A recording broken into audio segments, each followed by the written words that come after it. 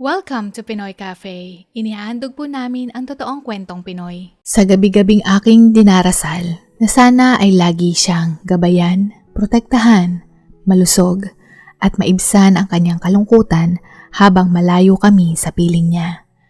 Noon, hindi pa uso ang internet, smartphone o video call at ang tanging komunikasyon namin kay Papa ay sa pamamagitan ng telepono.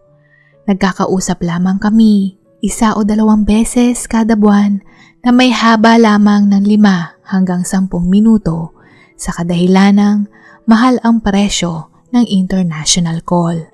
At dahil hindi namin siya madalas makausap, kaya naman idinaan namin ito sa sulat.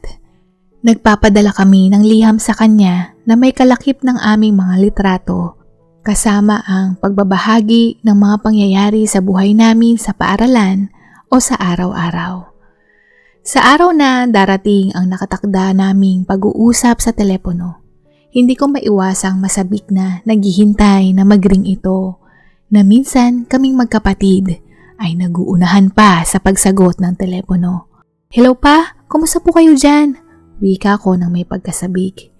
"Okay naman ako anak. Lahat ng pagod at lungkot ay napapawi sa tuwing naririnig ko ang mga boses nyo. Kumusta ang pag-aaral nyo? Nakakakuha ba kayo ni Ading ng mga matataas na marka?" Sagot niya sa kabilang linya. "Opo, Papa. Mataas po ang mga marka namin." May kumpiyansa kong sagot. "Ate, ako naman." Sambit ng nakababata kong kapatid, sabay hablot ng telepono at ito ay nagsalita. Hindi ko pa man natatapos ang sasabihin ko, pero huli na at nagsisimula ng magkwento ang maliksi kong kapatid sa mga masasayang bagay na nangyari sa kanya nung araw na iyon. At habang pinagmamasdan ko ang aking kapatid, hindi ko mapigilan na mapangiti dahil kahit na wala siyang masyadong memorya na kasama ang aming ama, hindi niya ito alintana at masayang-masaya siyang nagkukwento nito. Bago pa man mga ibang bansa ang aking ama, ako ay nag-aaral na sa elementarya. Samantalang aking kapatid ay 2 taong gulang pa lamang ito. Nasa tanging litrato, kwento at naririnig ang boses sa tuwing ito ay tumatawag sa amin. Nasa ganitong paraan nakilala ng aking kapatid ang aming ama. Sa bawat pag-alis ni Papa, nakakabalik siya sa amin matapos ang 2 taon. At ang kanyang unang bakasyon, dito lamang nagkaroon ng memorya ang aking kapatid kahit na ang panahong ito ay panandalian lamang na nakasama niya si Papa sa kanyang bakasyon.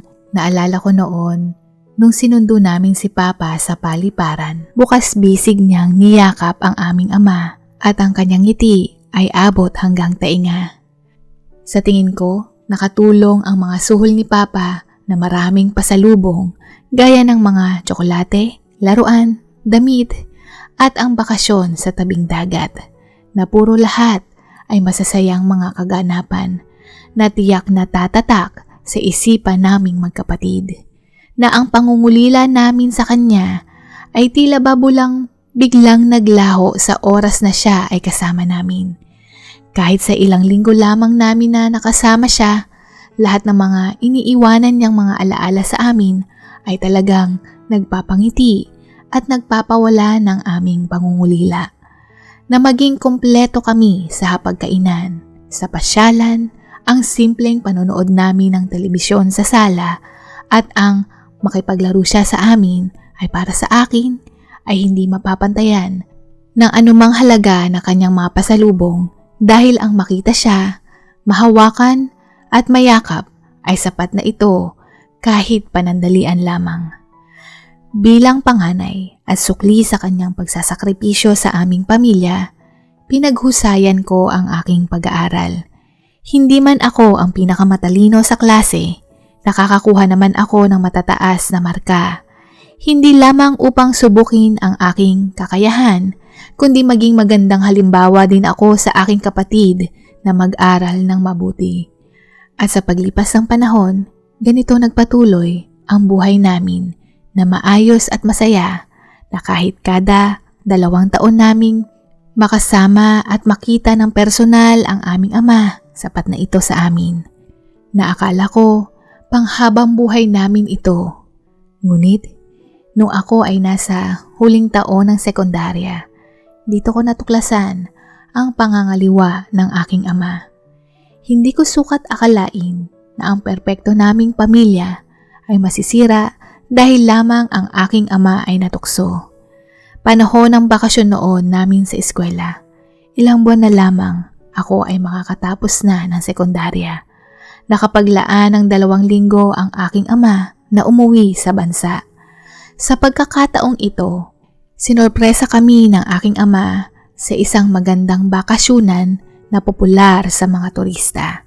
Sumakay kaming buong pamilya ng eroplano patungo sa isla ng Boracay. Ito ang unang pagkakataon namin na lumula ng sasakyang himpapawid. Habang ang mga hakbang ko ay papalapit papasok ng eroplano, nakadama ako ng naghahalong emosyon. Ang takot ko sa hindi pamilyar na tunog ng makina. Ang paglipad na parang ibon na mabilis umangat mula sa lupa ay talagang nakakakaba habang ako ay nakatanaw mula sa maliit na bintanang ito. At ilang saglit pa, ang mga gusali ay unti-unting lumiliit hanggang sa nasa ibabaw na kami ng ulap at ang walang hanggang tanawin. Ganito pala ang maging ibon. At ako ay labis na namangha. Mas lalo pa akong napamangha nang makita ko ang kulay at napakagandang dagat at ang malapulbos na puting buhangin ng isla ng Boracay. Sa aking paningin, ito ang pinakamaganda at pinaka-engrandeng lugar na napasyalan naming pamilya. At isa din ito sa pinaka hindi malilimutang bakasyon ng buong pamilya. Ang aming masasayang tawanan, salo-salo at marami din kaming naipong mga litrato na buo kami na kaming lahat ay nakangiti. Sa labis kong kasiyahan, hindi ko na namalayan na mabilis na lumipas ang 5 araw na kami ay naroroon. Na labis-labis pa ang aking pasasalamat dahil bukod sa magandang lugar na iyon, kami ay nagkaroon pa ng karagdagang memorya na magkakasama kaming lahat. Na kahit na nakauwi na kami ng tahanan, wala akong ibang naiisip at madalas mapanaginipan ang napakagandang lugar na iyon. Natunay ngang ang isla ng Boracay ay isa sa mga natatanging ganda na handog ng inang kalikasan. Normal ang huling gabing hapunang iyon. Bago muling bumalik ang aking ama sa ibang bansa. Nakangiti akong kumakain at sarap na sarap sa pagkaing nakahain sa mesa hanggang sa matapos ang hapunang iyon. Akala ko okay o ayos ang lahat. Subalit, bago kami matulog na magkapatid, ipinatawag kami ng aking ama na magtungo sa sala at nakita ko siyang merong malamig na bote ng serbesa doon. At sa kabilang upuan, nakita ko naman ang aking ina. Sa pagkakataong ito, dito ko lamang napansin ang labis na lungkot sa kanyang mga mata. Labis akong nalilito kung ano ang nangyayari. Sa isip ko, hindi kaya may sakit si mama o di kaya si papa? Mga anak, panimula ni papa, sabay uminom ng serbesa at nagpatuloy. Patawarin niyo ako. Halata sa ekspresyon ko ang pagtataka, pero nanatili lamang akong tahimik dahil napagkasunduan namin ng mama niyo na kami ay maghihiwalay. Dagdag niya. Nagpatuloy si Papa sa pagsasalita, pero nung oras na sinabi niya ang salitang hiwalay, wala akong maintindihan sa mga sinasabi niya. Hindi ko maproseso, hindi ko mawari kung paano at kailan ito nagsimula, kung bakit nasira ang kanilang samahan, at hindi ko maiwasan ang aking sarili na tumingin kay mama, at sa pagkakataong ito, siya ay lumuluha na. Bumalik ang aking wisyo nang marinig ko ang sinabi ni Papa na ito na ang kanyang huling pag-uwi sa bansa. Dito ko na din napansin na ang kapatid kong lalaki ay tumatangis na din at ilang beses niyang sinasabi na, "Bakit Papa? Hindi mo na ba kami mahal? Bakit? Bakit mo kami iiwan? Hinawakan ni Papa ang kamay ko at humingi muli ng patawad. Pero agad ko itong inalis at humaripas ng takbo papunta sa kwarto nang hindi umiimik. Nagtaklob ako ng kumot at dito tahimik na humihikbi. Ni minsan, hindi sumagi sa isip ko na maghihiwalay ang aking mga magulang, na mapapabilang ako sa pamilyang ganito. Batid kong isang OFW ang aking ama, malayo sa amin, madalas mangulila. Bagamat hindi naman siya nagkulang hingil sa kanyang responsibilidad sa aming magkapatid, hindi ko pa din maintindihan o maunawaan kung bakit niya iyon nagawa. Kung ang kabayaran sa kaunting ginhawa ng buhay ay ang pagkasira ng aming pamilya, sana pala hindi na siya pinayagan ni Mama na umalis. O marahil naghanap ng ibang alternatibong mapagkakakitaan na hindi kinakailangang mangibang bansa. Subalit, malayo ito sa realidad, kaya marami sa ating mga kababayan na mas pinipiling sumubok na magtrabaho sa ibang bansa. Marahil, dala ng matinding kalungkutan, kaya ni Papa nagawa kaming ipagpalit sa iba. Ang paghihiwalay ng aking mga magulang nagbigay ng malalim na sugat sa puso ko. Nabasag ang pantasya ko na ang mga magulang ko ay magkasama hanggang sa dulo ng kanilang buhay. Natatanda na magkahawak ang kanilang mga kamay, na sabay puputi ang kanilang buhok, na ang kanilang pagmamahalan ay wagas at kami ay buo. Sa kanilang paghihiwalay, unti-unti na ding nabawasan ang kanyang pagpapadala. Dito kami nagsimulang nakaranas ng hirap at kasalukuyan din ako noon na magsisimula ng mag-aral sa kolehiyo. Ang aking ina, kinailangan ng magtrabaho dahil ang padala ng aking ama nabawasan pa sa kalahati ang halaga. Labis na itong kulang, lalo na kaming dalawa ay nag-aaral sa parehong pribadong paaralan. Hindi ko maiwasang mawala ng gana na magpatuloy sa buhay. Nakaranas ako ng gutom, delay sa pagbayad ng matrikula, at ang gabi-gabing tahimik na pagikbi ng aking ina ay tila ba nakaririndi. Sa pagdaan ng panahon, ang ama ko na mismo ang pumutol ng aming ugnayan, pati na din ang kanyang responsibilidad sa amin.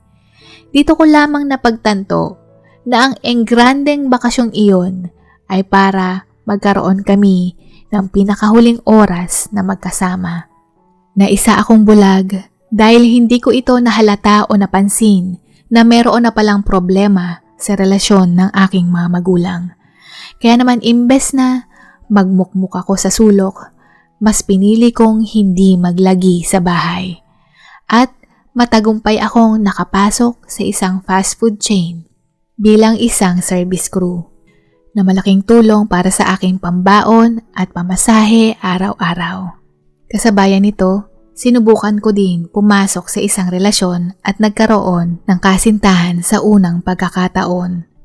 Wala pa sa 1 taon ang aming relasyon at kami ay pareho ng huling taon sa kolehiyo nang matuklasan kong ako ay nagdadalang tao. Hindi man ito ang plano ko, pero hindi din sumagi sa isip ko na ipalaglag ito. At ang nobyo ko naman ay hindi ako iniwan at handang panagutan ang batang nasa sinapupunan ko. Hindi ko din hinintay na lumaki o mapansin ni Mama ang tiyan ko at agad kong sinabi sa kanya ang aking sitwasyon. Handa din ako kung sigawan o ipagtabuyan ako ng aking ina dahil sa ginawa ko. Basta ang mahalaga, hindi ko inilihim sa kanya ang totoo. Labis man ang aking kaba at nung dumating ang aking ina mula sa trabaho, inaantay namin siya ng nobyo ko sa sala. "Oh, nandito pala si Andre, kumain na ba kayo?" Pagbati ni Mama. "Ama, may gusto po kaming sabihin sa inyo." Mahina kong wika. Umupo siya sa tapat ko at hinawakan ko ang kanyang kamay, ngunit naunahan na ako ng aking luha. Sa isip ko, "Huwag mo nang patagalin, sabihin mo na." Kaya naman, bigla kong nasabi ang, "Ma, buntis po ako." Handa na ako sa sagot niyang pagsigaw. Ngunit ang tanging naramdaman ko lamang, bahagyang pagpisil niya sa aking kamay at ako ay kanyang niyakap. Hindi niya ako sinigawan na mali na inaakala kong gagawin niya. Pero ang isa niyang pangungusap na may 3 salita na, "Makakayanan natin to." Dito na ako humagulgol hanggang sa narinig ko na ding humahagulgol ang aking ina. Dahil ako ay nagdadalang tao, kailangan kong huminto sa pag-aaral. Samantalang ang aking nobyo ipinagpatuloy ang huling taon ng kanyang pag-aaral. Sa paglipas ng panahon, siya ay nakatapos at ako naman ay nagsilang ng malusog na baby girl. Sa saktuhang kita ng buhay namin, hindi ko kayang magbayad ng mag-aalaga sa aking anak kaya isinakripisyo ko ang plano ko para sa sarili ko. Kahit nasaktuhan ang kita ni Andre sa mga nakalipas na panahon, masaya naming nalalampasan ang mga pagsubok na sa tingin ko, hindi ko malalampasan kung hindi din ako sinuportahan ng aking ina, na hindi ko magagawang magpakatatag kung walang suporta niya. Subalit, nung 5 taon na ang aming anak, meron akong napansin pagbabago kay Andre. Ang kanyang mobile phone, palaging nakalak at hindi ko mabuksan. Hindi ko maiwasang mawari na maaring siya ay mayroong babae dahil sa kanyang bagong pagkilos na ito. Ngunit, mas pinili kong hindi siya akusahan at tuklasin ang aking hinala kung tama o mali ba ito. Hindi ko maiwasang mapaluha habang naguhugas ako ng plato at ang pumasok sa isip ko na nagpasikip ng dibdib ko ng labis na sana huwag maranasan ng anak ko ang naranasan ko, ang magkaroon ng sirang pamilya. At nung pumasok na ito sa isip ko, hindi ko magawang maalis pa ito. Determinado akong ayusin ang dapat ayusin. Hindi ko rin maiwasan na maging mabalisa dahil madali lamang mawala si Andre sa buhay namin, lalo na't hindi pa kami nakakasal. Kaya't ano pa man ang matuklasan ko, buo na ang desisyon kong nabibigyan ko siya ng pangalawang pagkakataon. Hindi ako nahirapang tuklasin ang aking kutob. At nung araw na sinundo ko siya sa trabaho, nakita kong meron siyang ka-holding hands na kahit sinong makakita, mapagkakamalang silang magkasintahan o magkarelasyon. Ganito pala ang naramdaman ni Mama. Ganito pala kasakit ang saksakin ka sa likod, ang pagtaksilan ka ng ganito. Pero masananaig pa din sa aking puso na hindi masisira ang aming pamilya. Na ang bata pa ng anak ko para maranasan niya ang sakit. Kaya determinado pa rin akong ayusin ang aming relasyon. Sa aming pag-uusap ni Andre, na nagawa ko siyang patawarin at bigyan ng pangalawang pagkakataon alang-alang sa aming anak. Ngunit sa pagkakataong ito, gusto ko din ako ay magkaroon ng trabaho upang hindi lahat iasa ko sa kanya, na sinang-ayunan naman niya ito. Aaminin ko, hindi ganoon kadali ang magpatawad. Mahirap magpatuloy lalo na kapag ang tiwala ay nabasag. Sa kabila ng sugatang puso, sinuwerte pa rin ako dahil kahit na hindi ako nakatapos ng kolehiyo, natanggap pa din ako sa isang hotel at nagkaroon ako ng espasyo na mawala sa isip ko ang mga agam-agam na ito at ituon ang aking sarili sa pagtatrabaho. Ngunit, ang akala kong pangalawang pagkakataon na bibigyan ni Andre ng halaga ay hindi nagtagal dahil mas pinili pa din niyang sayangin ang pagkakataong ito at makipagrelasyon sa iba. Sa pangatlong pagkakataon, nadurog muli ang aking puso. Sa tingin ko, kahit na linlangin ko ang sarili ko na magbabago siya, na hindi masira ang aming pamilya. Ngunit kung ako lamang, o isang panig lamang ang nagpupursigi na maayos ito, hindi ito magiging epektibo o mabisa. Marahil sa una pa lang, nais na ni Andre na humiwalay at ako lamang ang nagpupumilit sa aming relasyon. Kaya naman dito na ako nagdesisyon na wakasan ang aming relasyon na batid ko balang araw may intindihan din ng anak ko ang desisyon kong ito. Hindi ko na din hihintayin pa na huminto ang sustento ni Andre tsaka lamang ako kikilos. At labis mang mabigat sa aking loob pero mas pinili kong mangibang bansa para sa aking anak. Ang matinding homesick at pangungulila ay aking nilabanan gamit ang baon kong mga litrato ng aking anak, maging ng aking ina at kapatid, na nagsisilbing baterya ko sa tuwing pagbalik ko sa aking tinutuluyan matapos ang mahabang oras ng aking trabaho. Sa panahong ito, nauuso na ang internet, computer, at kalaunan nagkaroon na din ng smartphone na madali na ang uri ng komunikasyon, hindi tulad noong bata pa ako. Dumating ang panahon na tama nga ang hinala ko, gaya ng aking ama, si Andre, ay unti-unti na ding nawala sa buhay naming mag-ina at gayon din ang kanyang sustento. 7 taong gulang noon ang anak ko nung siya ay aking iniwan, na maraming mga milestone niya na hindi ko nasaksihan. Maging ang pag-akyat niya sa entablado nung siya ay nagtapos ng elementarya ay sa litrato ko lamang nakita. Sa halos 1 dekada kaming nagkawalay, nagawa ko lamang na magbakasyon ng 1 beses na mas lalo lamang akong nanlulumo nung makita kong gaano siya lumaki at ang pag-iwan ko sa kanyang muli dahil kailangan kong bumalik sa ibang bansa. Kasabayan din ito, malaki din ang naging takot ko na pumasok muli sa isang relasyon. Hanggang sa dumating sa buhay ko si Gian. Kilala ko na siya noon, pamilyar. Dahil mula pa lang sa pagiging freshman to senior high school, pareho kami ng paaralan. Parehong batch pero hindi kami naging magkaklase o nagkasama sa iisang seksyon. Kaya naman, nang makatanggap ako ng friend request mula sa kanya gamit ang social media, hindi ako nagdalawang isip na i-accept ito. Matapos nito, nagtuloy-tuloy ang aming kumustahan hanggang sa madalas na kaming magpalitan ng messages, paminsan-minsan nag-uusap o video call. Pareho din kaming wala sa Pilipinas. Kaya naman marami kaming bagay na napag-uusapan tungkol sa mga lugar na aming tinutuluyan, kultura, at mga personal na mga bagay na nais naming malaman hingil sa isa't isa. Hanggang sa may ginawa siyang ikinasorpresa ko. Araw ng aking kaarawan, nagulat na lamang ako nang sinabi niyang narito siya sa bansa kung nasaan ako naroroon. Tumawag siya sa akin na kung maaari ko siyang makita doon ng personal.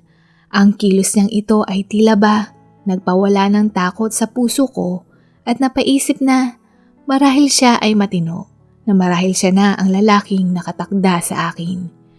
Sa isang hotel kami nagkita, nagtungo kami sa isang kainan na kanyang ipinareserba at ang kilos niyang ito ay masasabi kong romantikong estilo.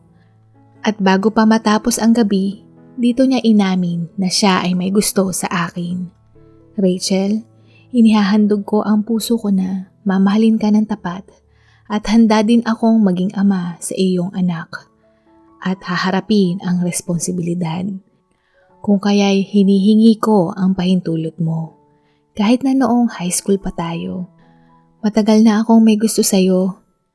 Masyado akong nilamon ng pagkatorpe kaya hindi ko nagawang lumapit o kausapin ka noon. Pero ngayon, nag-ipon ako ng lakas at sinunggaban ang pagkakataong ito upang makita mo na hindi ko lamang ito sinasabi, maging makikita mo rin sa aking gawa. Mahal na mahal kita. Wika niya. Hindi ko mapigilang maging marupok. Matouch sa kanyang pag-ami ng kanyang damdamin. At ang kilos niyang ito ay para lamang patunayan na siya ay seryoso. At dahil ganoon din ang aking nararamdaman, Sumugal akong muli at umaasang magiging maayos ang lahat. At mukhang dininig ng Panginoon ang panalangin ko na maging maayos ang lahat dahil magmula nang kami ay naging magkasintahan na kahit hindi ko siya inobliga na magbigay sa aking anak, ipinakita niya sa akin ang kanyang sinseridad sa paghahanda ng kanyang responsibilidad na maging ama ng aking anak. Nagsimula siyang magbigay ng pangmatrikula at kumuha kami ng bahay at lupa na aming huhulugan upang sa oras na kami ay magretiro at bumalik ng bansa, doon kami titira. Hindi laging masaya ang aming relasyon lalo na't pareho kaming magkahiwalay ng bansa na hindi may iwasang merong selusang magaganap pero bandang huli naayos namin ang mga bawat hindi pagkakaunawaan. Bagay na mas lalong nagpakumbinsi sa akin na handa akong magpakasal sa kanya kung dumating ang panahong iyon. Dumating ang araw at siya ay nag-propose. Hinintay ko munang matapos ang aking kontrata bago ako bumalik sa bansa upang asikasuhin ang aming pagplanong pagpapakasal. Nabaon at umaasa sa mga salita at pangakong kanyang binitawan hinggil sa pagbuo ng aming pamilya. Dito din ang unang pagkakataon na nagkita ang bawat panig ng aming pamilya na maayos naman ang pagkikita maging ang daloy ng pagpaplano ng aming kasal. At ang pagkikita ni Gian at ng aking anak ay maayos din at ako ay natanggalan ng tinik sa dibdib nang marinig ko sa aking anak na gusto niya si Gian bilang kanyang ama-amahan. Meron na kaming napiling venue, napiling petsa, ilang mga bisita, gown, pagkain at iba pa at nagdesisyon kami na hatiin ang lahat ng gastos sa aming kasal lalo na sa mga iba pa naming kailangang bayaran. Ang napili naming disenyo ng kasal ay may kamahalan kaya naman naglaan kami ng panahon upang makalikom nito at naurong ang petsa ng aming kasal ng halos 2 taon. Lalo na hindi biro ang magbitaw ng libo-libong halaga ng salapi. At dahil batid naming aabuti ng taon ang pag-iipon naming dalawa, nagdesisyon pa din ako magtrabaho kahit na ako ay nasa bansa. Lalo na't nagsimula ng mag-aral sa kolehiyo ang anak ko at ayaw kong mahinto ang kanyang pag-aaral. Sa laki ng kanyang matrikula, malaki ang tulong pinansyal ni Gian para sa pag-aaral ng aking anak sa isang malaking universidad. Sa sobrang ayos ng daloy, ako ay naging panatag muli. At gaya ng gulong, pakiramdam ko na ganoon din ang aking buhay na minsan ikaw ay nasa itaas at minsan naman ikaw ay nasa ibaba. Umabot na ng kalahating dekada ang relasyon namin ni Gian pero hindi pumasok sa isip ko na darating ang araw na isusumbat niya sa akin ang mga perang na ibigay niya sa akin. Nung una, nahuhuli ng mga linggo ang kanyang padala, bagay na hindi ko pinapaalala noon. At makalipas muli ang ilang mga buwan matapos kong magpaalala, dito na ako nakarinig ng, "Bakit hindi ka marunong mag-budget? Kala mo naman nagtatai ako ng pera." Nang marinig ko iyon, daig pa ng isang malakas na sampal ang nadama ko dahil pakiramdam ko ako ay natapakan na mukha akong pera. Kaya naman magmula noon, lahat ng bigay niya, gumawa ako ng resibo mula sa hulog sa bahay at lupa, sa pag-ipong budget para sa aming kasal, sa pagbigay niya ng matrikula ng aking anak, maging ang pagbigay ng pera sa kanyang ina at lahat ng sentimong pinadala niya, meron akong resibo. Akala ko isa ito sa magandang solusyon, ngunit hindi pala dahil nagsimula na din akusahan ako ng kanyang pamilya na ninanakaw ko ang perang kinikita ng kanilang anak dahil sa akin nagpapadala ng diretsyo si Gian. Sa isip ko, kung ngayon pa lang, ganito na ang turing nila sa akin. Paano pa kaya kapag natuloy ang aming kasal? Hindi ko mapigilang pukpukin ang ulo ko dahil sa pagkakamaling desisyong ito. Batid ko sa puso ko, mahal na mahal ko si Gian. Pero kung sa umpisa pa lang, meron na siyang issue sa salapi, alam ko na ang kahihinatnan nito. At bago pa ako tuluyang pumasok sa nagliliyab na apoy, pinigilan ko na ang sarili ko at nagdesisyon akong makipaghiwalay. Hindi ni Gian matanggap ang desisyon kong ito, kaya naman bilang kabayaran, nais niyang ibalik ko ang lahat ng sentimong na ibigay niya sa akin. At hingil naman sa bahay at lupa na pag-aari naming dalawa o co-own, nagdesisyon kaming pareho naming tapusin na hulugan at sa oras na pwede itong ibenta, hahatiin namin ng 50% ang kabuuang halaga. Kaya naman ganoon din ang ginawa ko sa kanya. Ang paghingi ng pera ng kanyang mga magulang bukod sa kanyang pagpapadala na inabunuhan ko na nagmula sa perang pinagpaguran ko ay ibinawas ko doon. Dahil mas malaki ang kanyang sahod, kaya mas malaki-laki ang kanyang naibigay. Ngunit hindi ko alintana ang halaga ng aking babayaran, basta ang mahalaga, nakawala ako sa bitag na ito. Sa ngayon, nasa huling taon na ng kolehiyo ang aking anak. At batid kong kaunting tiis na lamang, malalampasan din namin ito. At mababayaran o maibabalik kong muli ang mga halagang ibinigay ni Gian na ngayon ay naging utang ko na. Isinara ko na din ng tuluyan ang aking puso dahil napagtanto ko na hindi ko kailangan ng lalaki upang maging masaya. Na maraming mga bagay na pwede kong pagtuunan maliban sa aking anak. Iyon ay ang mahalin at alagaan ko ang aking sarili. Na may pag-asang malalampasan ko ang lahat ng ito at mararating ang tunay na kaginhawaan, kapiling ang mga mahal ko sa buhay, na patunay na hindi ako kailanman nag-iisa. Dito na po nagwawakas ang kwento. Maraming salamat po. Maaari niyo po ring bisitahin ang pangalawa po naming channel na Pinoy Cafe Shorts. Muli, huwag niyo pong kalimutang i-click ang like and subscribe. Take care and be safe everyone. God bless you. Bye! Comments of the day: Priscilla Cabilin, Rav Rags, Ramon Reyes,